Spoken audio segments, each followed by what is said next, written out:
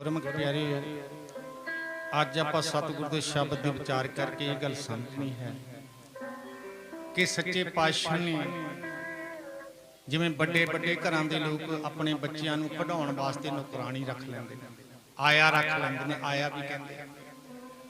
ਇਸੇ ਤਰ੍ਹਾਂ ਸੱਚੇ ਪਾਤਸ਼ਾਹ ਨੇ ਇਸ ਮਨ ਬੱਚੇ ਨੂੰ ਪੈਦਾ ਕਰਕੇ, ਇਹ ਜਿਹੜਾ ਮਨ ਹੈ ਅਲੱਗ ਹੈ, ਆਤਮਾ ਅਲੱਗ ਹੈ। ਕਈ ਗੁਰਮੁਖ ਪਿਆਰੇ ਕਹਿੰਦੇ ਆਤਮਾ ਮਨ ਇੱਕੋ ਹੀ ਨਹੀਂ। ਆਤਮਾ ਜਿਹੜੀ ਹੈ ਇਹ ਸਾਡੇ ਸਰੀਰ ਵਿੱਚ ਪਾਵਰ ਹੈ, ਸ਼ਕਤੀ ਹੈ, ਜਿਵੇਂ ਗੱਡੀ ਵਿੱਚ ਤੇਲ ਪੈਟਰੋਲ ਹੁੰਦਾ। ਜਿਹੜਾ ਮਨ ਹੈ ਡਰਾਈਵਰ ਹੈ। ਤੇਲ ਪੈ ਗਿਆ, ਗੱਡੀ ਸਟਾਰਟ ਹੋ ਗਈ, ਡਰਾਈਵਰ ਨੇ ਉਹ ਗੱਡੀ ਲੈ ਕੇ ਜਾਣੀ ਹੈ, ਕਿੱਧਰ ਨੂੰ ਲੈ ਕੇ ਜਾਣੀ ਉਹ ਮਨ ਹੈ। ਕਹਿੰਦੇ ਇਹ ਮਨ ਕਰਮਾ, ਇਹ ਮਨ ਧਰਮਾ, ਇਹ ਮਨ ਪੰਜ ਤਤ ਤੇ ਜਨਮਾ, ਸਾਖਤ ਲੋਭੀ ਇਹ ਮਨ ਮੂੜਾ, ਗੁਰਮੁਖ ਨਾਮ ਜਪੇ ਮਨ ਰੂੜਾ। ਪੰਜ ਤਤ ਸੁਨੋ ਪ੍ਰਕਾਸ਼ਾਂ ਦੇ ਸੰਜੋਗੀ ਕਰਮ ਅਭਿਆਸ। ਮਨ ਨੂੰ ਪੈਦਾ ਕਰਕੇ ਸੱਚੇ ਪਾਤਸ਼ਾਹ ਨੇ ਔਰ ਫਿਰ ਨੌਕਰਾਣੀ ਪੈਦਾ ਕੀਤੀ, ਮਾਇਆ ਨੂੰ ਤਿਆਰ ਕੀਤਾ। ਮਨ ਨੂੰ ਵੀ ਤਿਆਰ ਕੀਤਾ, ਮਨ ਦਾ ਵੀ ਜਨਮ ਕੀਤਾ, ਮਾਇਆ ਦਾ ਵੀ ਜਨਮ ਕੀਤਾ। ਔਰ ਮਾਇਆ ਨੂੰ ਸਮਝਾਉਣ ਲੱਗੇ ਕਿ ਇਹ ਜਿਹੜਾ ਮੇਰਾ ਬੱਚਾ ਮਨ ਹੈ, ਬੜਾ ਮੇਰਾ ਲਾਡਲਾ ਬੱਚਾ ਹੈ, ਇਹਨੂੰ ਅਸੀਂ ਤੇਰੇ ਨਾਲ ਖੇਡਣ ਵਾਸਤੇ ਭੇਜਣਾ, ਇਹਨਾਂ ਨੂੰ ਖੜਾ ਕੇ ਲਿਆ। ਔਰ ਧਿਆਨ ਰੱਖੀ ਮੇਰੇ ਬੱਚੇ ਨੂੰ ਕੋਈ ਤਕਲੀਫ ਨਾ ਹੋਵੇ। ਜੋ ਮੇਰਾ ਬੱਚਾ ਮੰਗੇ ਉਹਨੂੰ ਦੇਣਾ ਹੈ। ਪਿਤਾ ਕਿਰਪਾਲੂ ਆਗਿਆ ਹੈ ਦੀਨੀ, ਬਾਰਿਕ ਮੁਖ ਮੰਗੇ ਸੋ ਦੇਣੀ। ਮਾਇਆ ਨੂੰ, ਨੌਕਰਾਣੀ ਨੂੰ ਸਮਝਾਇਆ ਕਿ ਇਸ ਬੱਚੇ ਨੂੰ ਤਾਂ ਖੜਾ ਕੇ ਲਿਆਉਣਾ, ਜੋ ਇਹ ਮੰਗੇ ਇਹਨੂੰ ਦੇਣਾ ਹੈ, ਇਹ ਮੇਰਾ ਬੜਾ ਲਾਡਲਾ ਬੱਚਾ ਹੈ। ਔਰ ਫਿਰ ਮਨ ਨੂੰ ਸਮਝਾਉਣਾ ਚਾਹੀਦਾ। ਮਨ ਨੂੰ ਕਹਿੰਦੇ ਮੇਰੇ ਬੱਚਿਆ, ਆ ਨੌਕਰਾਣੀ ਦੇ ਨਾਲ ਤੂੰ ਖੇਡ ਕੇ ਆਉਣਾ ਹੈ, ਚੇਤੇ ਰੱਖੀ ਹਰ ਰੋਜ਼ ਘਰੇ ਆਉਣਾ ਹੈ, ਖੇਡ ਕੇ। ਗੰਦੀ ਜਗ੍ਹਾ ਤੇ ਨਹੀਂ ਖੇਡਣਾ ਹੈ, ਸਾਫ ਸੁਥਰੀ ਜਗ੍ਹਾ ਤੇ ਖੇਡਣਾ। ਜੇ ਤੂੰ ਭਾਈ ਗੰਦੀ ਜਗ੍ਹਾ ਤੇ ਖੇਡੇਗਾ ਫਿਰ ਮੈਲਾ ਹੋ ਜਾਏਗਾ। ਹਰ ਰੋਜ਼ ਖੇਡ ਕੇ ਆਉਣਾ ਘਰੇ। ਹੁਣ ਗੁਰਮੁਖ ਪਿਆਰਿਓ, ਮਨ ਨੂੰ ਵੀ ਸਮਝਾਉਣਾ ਕੀਤਾ, ਉਸ ਮਾਇਆ ਨੂੰ ਵੀ ਸਮਝਾਉਣਾ ਕੀਤਾ, ਨੌਕਰਾਣੀ ਨੂੰ ਵੀ ਸਮਝਾਉਣਾ ਕੀਤਾ। ਮਨ ਨੂੰ ਵੀ ਸਮਝਾ ਕੇ, ਨੌਕਰਾਣੀ ਨੂੰ, ਮਾਇਆ ਨੂੰ ਸਮਝਾ ਕੇ ਖੇਡਣ ਵਾਸਤੇ ਭੇਜ। ਹੁਣ ਨੌਕਰਾਣੀ ਮਨ ਬੱਚੇ ਨੂੰ ਖਿਡਾਉਂਦੀ ਖਿਡਾਉਂਦੀ ਖਿਡਾਉਂਦੀ ਖਿਡਾਉਂਦੀ ਆਪਣੇ ਮੁਹੱਲੇ ਵਿੱਚ ਲੈ ਆਈ। ਹੁਣ ਆਪਣੇ ਮੁਹੱਲੇ ਵਿੱਚ ਲੈ ਆਈ, ਉੱਥੇ ਉਹਦੇ 5 ਬੱਚੇ ਖੇਡ ਰਹੇ ਸੀ, ਲਿਬੜੇ ਹੋਏ। ਹੁਣ ਪੁੱਛੋਗੇ ਕਿਹੜੇ 5 ਬੱਚੇ? ਕਾਮ, ਕ੍ਰੋਧ, ਲੋਭ, ਮੋਹ, ਹੰਕਾਰ, ਇਹ 5 ਮਾਇਆ ਦੇ ਬੱਚੇ ਨੇ। ਨੌਕਰਾਣੀ ਮਨ ਬੱਚੇ ਨੂੰ ਖਿਡਾਉਂਦੀ ਖਿਡਾਉਂਦੀ ਆਪਣੇ ਮੁਹੱਲੇ ਵਿੱਚ, ਇਸ ਮਾਇਆ ਦੇ ਦੇਸ਼ ਵਿੱਚ ਲੈ ਆਈ। ਹੁਣ ਉਸ ਨੌਕਰਾਣੀ ਦੇ 5 ਬੱਚਿਆਂ ਦੇ ਨਾਲ ਖੇਡਣ ਲੱਗ ਗਿਆ ਹੈ। ਉੱਪਰ ਥੱਲੇ ਹੁੰਦਾ ਹੁੰਦਾ, ਉੱਪਰ ਥੱਲੇ ਹੁੰਦਾ ਹੁੰਦਾ ਲਿਬੜ ਗਿਆ ਹੈ। ਇੰਨਾ ਮਲੀਨ ਹੋ ਗਿਆ, ਇੰਨਾ ਲਿਬੜ ਗਿਆ, ਇਹਨੂੰ ਹੁਣ ਚੇਤੇ ਹੀ ਨਹੀਂ ਰਿਹਾ ਮੈਨੂੰ ਕੀ ਸਮਝਾਇਆ ਸੀ ਸੱਚੇ ਪਾਤਸ਼ਾਹ ਨੇ, ਮੇਰੇ ਪਿਤਾ ਨੇ। ਇਹਨੂੰ ਚੇਤਾ ਹੀ ਨਹੀਂ ਰਿਹਾ ਮੈਨੂੰ ਕੀ ਸਮਝਾ ਕੇ ਭੇਜਿਆ ਸੀ। ਇਹਨੂੰ ਆਪਣੇ ਮਾਤਾ ਪਿਤਾ ਦੀ ਸ਼ਕਲ ਵੀ ਭੁੱਲ ਗਈ, ਇਹਨੂੰ ਆਪਣੇ ਘਰ ਦਾ ਨਕਸ਼ਾ ਵੀ ਭੁੱਲ ਗਿਆ, ਇਹਨੂੰ ਆਪਣੀ ਵੀ ਪਛਾਣ ਭੁੱਲ ਗਈ। ਹੁਣ ਗੁਰਮੁਖ ਪਿਆਰਿਓ, ਜਿਹਨੂੰ ਆਪਣੀ ਵੀ ਪਛਾਣ ਭੁੱਲ ਜਾਵੇ, ਆਪਣੇ ਮਾਤਾ ਪਿਤਾ ਦੀ ਪਛਾਣ ਭੁੱਲ ਜੇ, ਆਪਣੇ ਘਰ ਦੀ ਪਛਾਣ ਭੁੱਲ ਜਾਵੇ, ਉਹਨੂੰ ਅਸੀਂ ਕਮਲਾ ਕਹਿੰਦੇ ਆ। ਇੱਥੇ ਸੰਸਾਰੀ ਲੋਕ ਉਹਨੂੰ ਕਮਲਾ ਕਹਿੰਦੇ। ਮਰਕਨੇ ਪੀਨ ਨਾਮੀ ਜਗ ਕਮਲਾ ਫਿਰੇ, ਗੁਰਮੁਖ ਨਦਰੀ ਆਇਆ। ਪਰਮਾਤਮਾ ਤੋਂ ਵਿਛੜ ਕੇ, ਪਰਮਾਤਮਾ ਦੇ ਨਾਮ ਤੋਂ ਟੁੱਟ ਕੇ ਸਾਰਾ ਸੰਸਾਰ ਕਮਲਾ ਹੋ ਗਿਆ। ਹੁਣ ਗੁਰਮੁਖ ਪਿਆਰਿਓ, ਇੰਨਾ ਕਮਲਾ ਹੋ ਗਿਆ, ਮੁੜ ਕੇ ਘਰੇ ਹੀ ਨਾ ਗਿਆ, ਉੱਥੇ ਹੀ ਸੌਂ ਜਾ ਕਰੇ। ਮਾਤਾ ਪਿਤਾ ਨੂੰ ਬੜੀ ਚਿੰਤਾ ਹੋਈ ਕਿ ਬੱਚਾ ਨੌਕਰਾਣੀ ਦੇ ਨਾਲ ਖੇਡਣ ਵਾਸਤੇ ਭੇਜਿਆ ਸੀ, ਮੁੜ ਕੇ ਆਇਆ ਹੀ ਨਹੀਂ ਹੈਗਾ। ਉਹਨੂੰ ਤਾਂ ਮੈਂ ਰੋਜ਼ ਕਿਹਾ ਸੀ ਵੀ ਘਰੇ ਆਉਣਾ, ਆਇਆ ਹੀ ਨਹੀਂ। ਹੁਣ ਗੁਰਮੁਖ ਪਿਆਰੇ, ਕਿਸੇ ਨੂੰ ਪੁੱਛੋ ਵੀ ਤੁਸੀਂ ਰੋਜ਼ ਘਰੇ ਜਾਂਦੇ ਹੋ, ਸੱਚਖੰਡ ਜਾਂਦੇ ਹੋ ਰੋਜ਼? ਬੜੇ ਬੜੇ ਗਿਆਨੀ ਗ੍ਰੰਥੀ, ਉਹਨਾਂ ਨੂੰ ਪੁੱਛ ਲਓ, ਬੜੇ ਬੜੇ ਵਿਦਵਾਨਾਂ ਨੂੰ ਪੁੱਛ ਲਓ ਵੀ ਤੂੰ ਸੱਚਖੰਡ ਜਾਂਦਾ। ਮੈਂ ਇਹ ਨਹੀਂ ਕਹਿ ਸਕਦਾ, ਸਾਰਿਆਂ ਨੂੰ ਨਹੀਂ ਕਹਿ ਸਕਦਾ, ਕੋਈ ਕੋਈ ਹੋਊਗਾ ਵੀ ਜਿਹੜਾ ਹਰ ਰੋਜ਼ ਸੱਚਖੰਡ ਜਾਂਦਾ। ਪੁੱਛੋ ਸਾਰਿਆਂ ਨੂੰ ਵੀ ਤੁਸੀਂ ਹਰ ਰੋਜ਼ ਆਪਣੇ ਘਰ ਵਾਪਸ ਜਾਂਦੇ ਹੋ? ਕਹੋਗੇ ਅਸੀਂ ਤਾਂ ਕਦੇ ਗਏ ਹੀ ਨਹੀਂ। ਜਿਹੜਾ ਆਪਣੇ ਘਰ ਨਹੀਂ ਜਾਂਦਾ, ਆਪਣੇ ਮਾਤਾ ਪਿਤਾ ਦੀ ਪਛਾਣ ਭੁੱਲ ਗਿਆ, ਆਪਣੀ ਵੀ ਪਛਾਣ ਭੁੱਲ ਗਿਆ, ਉਹਨੂੰ ਕਮਲਾ ਕਿਹਾ। ਸੱਚੇ ਪਾਤਸ਼ਾਹ ਨੇ ਜਦੋਂ ਦੇਖਿਆ ਵੀ ਉਹ ਤਾਂ ਉੱਥੇ ਕਮਲਾ ਹੋ ਗਿਆ, ਉਹਨੂੰ ਤਾਂ ਸੋਝੀ ਨਹੀਂ ਰਹੀ। ਉਹਨੇ ਫਿਰ ਆਪਣੇ ਲਾਡਲੇ ਬੱਚਿਆਂ ਨੂੰ, ਜਿਨ੍ਹਾਂ ਨੂੰ ਸੰਤ ਕਿਹਾ ਜਾਂਦਾ, ਗੁਰਮੁਖ ਕਿਹਾ ਜਾਂਦਾ, ਸਾਧੂ ਕਿਹਾ ਜਾਂਦਾ, ਉਹਨਾਂ ਨੂੰ ਭੇਜਿਆ ਕਿ ਜਾ ਕੇ ਉਹਨੂੰ ਸਮਝਾ ਬੁਝਾ ਕੇ ਲੈ ਕੇ ਆਏ। ਜਦੋਂ ਭਰਾਵੋ ਇਹਨੂੰ ਸਮਝਾਉਣ ਵਾਸਤੇ ਆਏ, ਇਹਨੇ ਫੜ ਕੇ ਕੁੱਟੇ। ਉਹ ਜਦੋਂ ਇਹਨੂੰ ਸਮਝਾਉਣ ਵਾਸਤੇ ਉਹ ਆਏ, ਇਹਨੇ ਫੜ ਕੇ ਕੁੱਟੇ। ਉਦਾਹਰਨ ਹੈਗੀ ਹੈ, ਇਹਨੇ ਕਬੀਰ ਭਗਤ ਜੀ ਨੂੰ ਬੰਨ ਕੇ ਦਰਿਆ ਵਿੱਚ ਸੁੱਟਿਆ, ਅੱਗ ਵਿੱਚ ਸੁੱਟ ਦਿੱਤਾ। ਇਹਨੇ ਨਾਮਦੇਵ ਨੂੰ ਹਾਥੀ ਮੂਹਰੇ ਛੱਡ ਦਿੱਤਾ, ਕਮਲਾ ਹੋਇਆ ਹੋਇਆ ਸੀ। ਹੋਰ ਭਗਤਾਂ ਸੰਤਾਂ ਨੂੰ ਇਹਨੇ ਕੁੱਟਿਆ। ਸੱਚੇ ਪਾਤਸ਼ਾਹ ਨੇ ਦੇਖਿਆ ਵੀ ਜਿਹਨੂੰ ਮੈਂ ਸਮਝਾਉਣ ਵਾਸਤੇ ਇਹਨੂੰ ਭੇਜਦਾ, ਇਹਨੇ ਸਮਝਣਾ ਤਾਂ ਕੀ ਹੈ, ਘਰ ਤਾਂ ਕੀ ਆਉਣਾ, ਉਹਨਾਂ ਨੂੰ ਕੁੱਟਦਾ ਫੜ ਕੇ। ਫਿਰ ਸੱਚੇ ਪਾਤਸ਼ਾਹ ਨੇ ਲਾਸਟ ਦੇ ਵਿੱਚ ਗੁਰੂ ਨਾਨਕ ਸਾਹਿਬ ਜੀ ਨੂੰ ਭੇਜਿਆ। ਗੁਰੂ ਨਾਨਕ ਸਾਹਿਬ ਜੀ ਦਾ ਜਨਮ ਨਾਮ ਵਿੱਚੋਂ ਕਰਕੇ ਭੇਜਿਆ। ਸਾਡਾ ਸੰਸਾਰੀ ਜੀਵਾਂ ਦੇ ਮਨਾਂ ਦਾ ਜਨਮ ਪੰਜ ਸੂਖਮ ਤੱਤਾਂ ਤੋਂ ਕੀਤਾ ਜਾਂਦਾ ਹੈ। ਆਮ ਸੰਸਾਰੀ ਜੀਵਾਂ ਦਾ ਜਨਮ ਪੰਜ ਸੂਖਮ ਤੱਤਾਂ ਤੋਂ ਕੀਤਾ ਜਾਂਦਾ। ਬੇਗਮਪੁਰੇ ਸ਼ਹਿਰ ਪੰਜ ਤੱਤ ਸੁਨੋ ਪ੍ਰਕਾਸ਼ਾ ਦੇ ਸੁਜੋਗੀ ਕਰਮ ਅਭਿਆਸ। ਪਰ ਗੁਰੂ ਨਾਨਕ ਸਾਹਿਬ ਜੀ ਦਾ ਜਨਮ ਨਾਮ ਤੋਂ ਕੀਤਾ। ਕਹਿੰਦੇ ਜਿਨ ਕੋ ਸਤਿਗੁਰ ਥਾਪਿਆ ਤਿਨ ਮੇਟ ਨਾ ਸਕੇ ਕੋਏ, ਉਹਨਾਂ ਅੰਤਰ ਨਾਮ ਨਿਧਾਨ ਹੈ ਨਾਮੋਂ ਪ੍ਰਗਟ ਹੋਏ। ਗੁਰੂ ਨਾਨਕ ਸਾਹਿਬ ਜੀ ਨਾਮ ਚੋਂ ਪ੍ਰਗਟ ਹੋਏ ਸੀ, ਇਹਨਾਂ ਦਾ ਜਨਮ ਨਾਮ ਚੋਂ ਕੀਤਾ ਸੀ।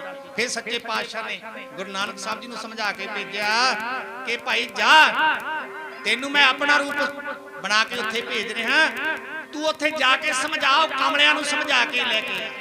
ਜਿਹੜੇ ਕਮਲੇ ਕੋਲ ਵੀ ਤੂੰ ਜਾਏਂਗੇ ਨਾ, ਉਹ ਬਲਹੀਨ ਹੋ ਜਾਏਗਾ, ਉਹ ਨਿਰਬਲ ਹੋ ਜਾਏਗਾ। ਹੁਣ ਗੁਰਮੁਖ ਪਿਆਰੇ, ਤੁਸੀਂ ਦੇਖਿਆ ਹੋਣਾ ਜਿੱਥੇ ਜਿੱਥੇ ਗੁਰੂ ਨਾਨਕ ਸਾਹਿਬ ਜੀ ਗਏ, ਕੌਡੇ ਰਾਖਸ਼ ਕੋਲ ਗਏ, ਬਾਬਰ ਕੋਲ ਗਏ, ਸੱਜਣ ਠੱਗ ਕੋਲ ਗਏ, ਇਹ ਸਾਰੇ ਦੇਖ ਕੇ ਗੁਰੂ ਨਾਨਕ ਸਾਹਿਬ ਜੀ ਨੂੰ ਬਲਹੀਨ ਹੋ ਗਏ ਸੀ, ਨਿਰਬਲ ਹੋ ਗਏ ਸੀ, ਕਿਉਂਕਿ ਉਹ ਨਾਮ ਚੋਂ ਪ੍ਰਗਟ ਹੋਏ। ਸੋ ਗੁਰਮੁਖ ਪਿਆਰਿਓ, ਜਦੋਂ ਤੱਕ ਸ੍ਰੀ ਗੁਰੂ ਨਾਨਕ ਸਾਹਿਬ ਜੀ ਇਸ ਸੰਸਾਰ ਤੇ ਰਹੇ, ਉਹਨਾਂ ਨੇ ਵਿਚਰ ਕੇ ਸੰਸਾਰ ਵਿੱਚ ਸਮਝਾਉਣਾ ਕੀਤਾ। ਕਈ ਫਿਰ ਸਮਝ ਗਏ, ਉਹ ਚਲੇ ਗਏ ਵਾਪਸ, ਕਈ ਕਮਲੇ ਨਹੀਂ ਸਮਝੇ। ਫਿਰ ਸੱਚੇ ਪਾਤਸ਼ਾਹ ਨੇ ਲਿਖਤੀ ਰੂਪ ਦੇ ਵਿੱਚ ਸ੍ਰੀ ਗੁਰੂ ਗ੍ਰੰਥ ਸਾਹਿਬ ਮਹਾਰਾਜ ਦੀ ਰਚਨਾ ਕਰਕੇ ਇੱਥੇ ਰੱਖ ਦਿੱਤੀ। ਗੁਰੂ ਨਾਨਕ ਸਾਹਿਬ, ਗੁਰੂ ਅੰਗਦ ਦੇਵ ਸਾਹਿਬ, ਗੁਰੂ ਅਮਰਦਾਸ ਸਾਹਿਬ, ਗੁਰੂ ਰਾਮਦਾਸ ਸਾਹਿਬ, ਗੁਰੂ ਅਰਜਨ ਦੇਵ ਸਾਹਿਬ, ਗੁਰੂ ਤੇਗ ਬਹਾਦਰ, ਭਗਤ ਸੰਤ ਭੱਟਾ ਨੇ ਇਹ ਬਾਣੀ ਦੀ ਰਚਨਾ ਕਰਕੇ ਸੱਚੇ ਪਾਤਸ਼ਾਹ ਨੇ 1430 ਅੰਗਾਂ ਵਿੱਚ ਇੱਥੇ ਰੱਖ ਦਿੱਤੀ ਕਿ ਭਾਈ ਜਿਹਨੇ ਹੁਣ ਘਰ ਨੂੰ ਆਉਣਾ, ਪੜ੍ਹ ਕੇ ਵਿਚਾਰ ਕੇ ਘਰ ਨੂੰ ਆ ਜਾਓ, ਜਿਹਨੇ ਨਹੀਂ ਆਉਣਾ ਨਾ ਆਇਓ, ਇਹ ਤੁਹਾਡੀ ਮਰਜ਼ੀ ਹੈ ਭਾਈ। ਇਹ ਇੱਕ ਮਾਨਸ ਜਾਮਾ ਮਿਲਦਾ ਹੈ, ਇੱਕ ਮੌਕਾ ਮਿਲਦਾ ਹੈ। ਗੁਰਮੁਖ ਪਿਆ ਕਹਿੰਦੇ ਲੱਖ 84 ਜੋਨ ਸਮਾਈ, ਮਾਨਸ ਕੋ ਪ੍ਰਭ ਦੀ ਵਡਿਆਈ। ਇਸ ਪੌੜੀ ਤੇ ਜੋ ਨਰ ਚੂਕੇ ਸੋ ਆਏ ਜਾਏ ਦੁਖ ਪਾਈਂਦਾ, ਗੁਰ ਸੇਵਾ ਤੇ ਭਗਤ ਕਮਾਈ ਤਬ ਇਹ ਮਾਨਸ ਦੀ। ਇਸ ਦੇਹੀ ਕੋ ਸਿਮਰੇ ਦੇਵ ਸੋ ਦੇਹੀ ਭਜ ਹਰ ਕੀ ਸੀ। ਭਈ ਪ੍ਰਾਪਤ ਮਨੁੱਖ ਦੀ ਹੁਰੀਆ, ਗੋਬਿੰਦ ਮਿਲਣ ਕੀ ਇਹ ਤੇਰੀ ਵਰੀਆ। ਅਵਰ ਕਾਜ ਤੇਰੇ ਕੀਤੇ ਨਾ ਕਾਮ ਮਿਲ, ਸਾਧ ਸੰਗਤ ਭਜ ਕੇਵਲ। ਸੋ ਗੁਰਮੁਖ ਪਿਆਰਿਓ, ਅਸੀਂ ਪਰਮਾਤਮਾ ਨੂੰ ਮਿਲਣਾ ਹੁੰਦਾ ਹੈ। ਇਹ ਜਿਹੜੀ ਮਾਇਆ ਸਾਡੀ ਨੌਕਰਾਨੀ ਬਣਾ ਕੇ ਭੇਜੀ ਹੈ, ਅਸੀਂ ਅੱਜ ਇਹਦੇ ਨੌਕਰ ਬਣੇ ਪਏ। ਹੁਣ ਦੇਖ ਲਓ, ਜੇ ਕੋਈ ਮਾਇਆ ਦਾ ਕੰਮ ਹੋਊਗਾ ਨਾ, ਉਹਦੇ ਮਗਰ ਭੱਜ ਜਾਣਗੇ, ਸੰਗਤ ਛੱਡ ਦੇਣਗੇ। ਕਿਸੇ ਨੂੰ ਵੀ ਦੇਖ ਲਓ, ਕੋਈ ਸੰਗਤ ਹੋਊਗੀ, ਕੋਈ ਗੁਰਮੁਖ ਪਿਆਰਾ ਆਇਆ ਹੋਊਗਾ, ਇਹਨਾਂ ਨੂੰ ਸਮਝਾ ਦਿਓ ਕਿ ਕੋਈ ਸੰਤ ਆਇਆ ਹੋਇਆ, ਗੁਰਮੁਖ ਆਇਆ ਹੋਇਆ, ਉਹ ਰੱਬ ਨੂੰ ਮਿਲਣ ਦਾ ਰਸਤਾ ਦੱਸਦਾ। ਉਹ ਕਹਿੰਦਾ ਨਹੀਂ, ਇਹ ਤਾਂ ਫਿਰ ਇੱਥੇ ਫਿਰਦੇ ਹੀ ਰਹਿੰਦੇ ਨੇ, ਮੈਨੂੰ ਪਹਿਲਾਂ ਮਾਇਆ ਵਾਲਾ ਕੰਮ ਕਰਿਆ। ਇਹ ਮਾਇਆ ਵਾਲੇ ਕੰਮ ਵੱਲ ਜ਼ਿਆਦਾ ਭੱਜਦਾ। ਗੁਰਮੁਖ ਪਿਆਰਿਓ, ਰੱਬ ਨੂੰ ਮਿਲਣ ਵਾਸਤੇ ਇਹਦਾ ਕੋਈ ਚਾਅ ਨਹੀਂ। ਜਦੋਂ ਤੱਕ ਸਾਡੇ ਅੰਦਰ ਮਨ ਨੂੰ ਰੱਬ ਨੂੰ ਮਿਲਣ ਵਾਸਤੇ ਚਾਅ ਨਹੀਂ ਹੁੰਦਾ, ਬਰਾਗ ਨਹੀਂ ਹੁੰਦਾ। ਕਹਿੰਦੇ ਚਾਅ ਸਾਨੂੰ ਉਹ ਚੀਜ਼ ਦਾ ਹੁੰਦਾ ਜਿਹੜੀ ਕੀਮਤੀ ਹੁੰਦੀ ਹੈ। ਸੰਸਾਰੀ ਲੋਕਾਂ ਨੂੰ ਕਿਹੜੀ ਚੀਜ਼ ਦਾ ਚਾਅ ਹੁੰਦਾ? ਜਿਹੜੀ ਕੀਮਤੀ ਹੁੰਦੀ ਹੈ। ਜਿਹੜੀ ਚੀਜ਼ ਦੀ ਕੀਮਤ ਨਹੀਂ ਸਮਝਦੇ ਨੇ, ਉਹਨੂੰ ਇਹ ਪ੍ਰਾਪਤ ਨਹੀਂ ਕਰਨਾ ਚਾਹੁੰਦੇ। ਇਹਦਾ ਮਤਲਬ ਇਹ ਹੋਇਆ ਵੀ ਇਹਨਾਂ ਨੂੰ ਰੱਬ ਦੀ ਕੀਮਤ ਦਾ ਨਹੀਂ ਪਤਾ। ਮੈਂ ਕਈ ਵਾਰੀ ਵਿਚਾਰ ਕਰਦਾ ਹੁੰਨਾ, ਬਈ ਰੱਬ ਤੇਰੇ ਅੰਦਰ ਆਤਮਾ ਦੇ ਰੂਪ ਵਿੱਚ ਰਹਿੰਦਾ, ਜਿੱਦਣ ਉਹ ਨਿਕਲ ਗਿਆ ਨਾ, ਉਦੋਂ ਤੇਰਾ ਸੰਸਕਾਰ ਹੋ ਜਾਣਾ। ਇਹ ਨਿਸ਼ਾਨੀ ਹੈ। रब की कीमत समझ लै, तेरे अंदर आत्मा के रूप में रहिंदा है। कहने ए शरीरा मेरा हर तुम में जोत रखी ता तू जग में आया। जिदन वो जोत वापस चली गई गुरमुख प्यारे, उदण तेरा शाम नूं संस्कार हो जाना। तेरे अंदर जदों तक वो रहिंदा उदों तक तू रहना है। मैं कई बार विचार करता हूं भी जदों गड्डी दा पेट्रोल मुक जांदा ड्राइवर की करूगा भी फिर खड़ गई गड्डी, उतरना पैना ड्राइवर ने। जदों जोत आत्मा शरीर विचों चली जाती है फिर मन नूं भी शरीर तो वख होना पैंदा, जमदूत लै जांदा। जदों तक आत्मा शरीर विच है उदों तक सच्चे पातशाह कहंदे भाई तू अपना काम कर ले, मैनू मिल ले। तेनू तो मैं इत्थे भेजिया सीगा भी तू मैनू वापस आके मिली, तू मुड़ के मैनू याद ही नहीं कीता है। तू मैनू याद पता करदा कदों करदा जदों दुकान दा मुहूर्त कराउणा हुंदा, जदों मकान दा मुहूर्त कराउणा हुंदा है जी, जदों कोई ब्याह हुंदा उदों इहनू जरूरत हुंदी है भी सच्चे पातशाह लै मैं हुण दुकान दा मुहूर्त कराया, देखी किते घाटा ना पै जावे। आ मकान दा मुहूर्त कराया सच्चे पातशाह भूत प्रेत कढदी इहदे विचों, हुण असीं इत्थे ब्याह करना है। हुण सच्चे पातशाह मेरे मुंडे दा ब्याह देखी कोई गड्डी गुड्डी ना पलट जावे, मेरी ध्यान रखी। जणी मतलब जदों जरूरत हुंदी है ना उहनू याद करदे आ, जदों नहीं जरूरत हुंदी नहीं याद। सच्चे पातशाह कहंदे जिहदी 24 घंटे जरूरत बन जावे, जेड़ा 24 घंटे सच्चे पातशाह दे विछोड़े विच तड़फण लग जावे गुरमुख प्यारे, ओनू मिलाप हुंदा है। कहंदे नैण तरसन दर्श परसन न नींद रैण बिहानिया, नानक प्यंपे संत जंपे मेल कंता मारा। जदों साडा मन रोण लग जांदा है, तड़फण लग जांदा भी सच्चे पातशाह जदों तक तू है मेरे शरीर विच उदों तक फिर मैं। जिद्दण तू चला गया उदण मैं भी चला गया, तू ते मैं इकट्ठे ही चले जांदे आ। मैनू ये कहंदे हंकार। सच्चे पातशाह जिस दिन तू चले गया उदण मैं भी चला गया। इस करके मैं तेरे बिना हुण जी नहीं सकदा, तेरे बिना हुण सच्चे पातशाह मेरा मन नहीं लगदा। जिद्दण इस तरह की अवस्था बन जाती है सो गुरमुख प्यारिओ फिर मन परमात्मा नाल मिलाप कर लैंदा है, परमात्मा नाल मिल जांदा है। सो आपां ने सारे गुरमुखां नूं बाणी पढ़िया करो, विचार के पढ़िया, पढ़िया बूझे सो प्रवान।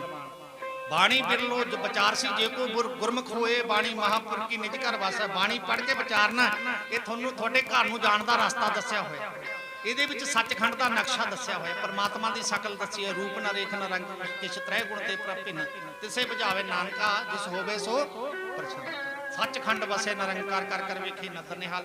वो सारा कुछ असीं खोजना हुंदा, जे असीं खोज लैने फिर प्रैक्टिकल हो गया। जेकर कल्ला पढ़िया इहनूं थ्योरी कहंदे, कोई भी पढ़ाई पढ़ते एक थ्योरी होंदी एक प्रैक्टिकल होंदा। जे तुसीं कल्ला बाणी पढ़ लैंदे हो वो गल दी खोज नहीं करते फिर कल्ला थ्योरी रह गई, प्रैक्टिकल नहीं होया, फेल हो तुसीं। जे तुसीं पढ़ी बाणी विचारी उस तो बाद उहनूं प्राप्त किया, परमात्मा नाल मिलाप किया, सचखंड विच आउणा जाना बना लिया, इहनूं कहंदे भी प्रैक्टिकल हो गया।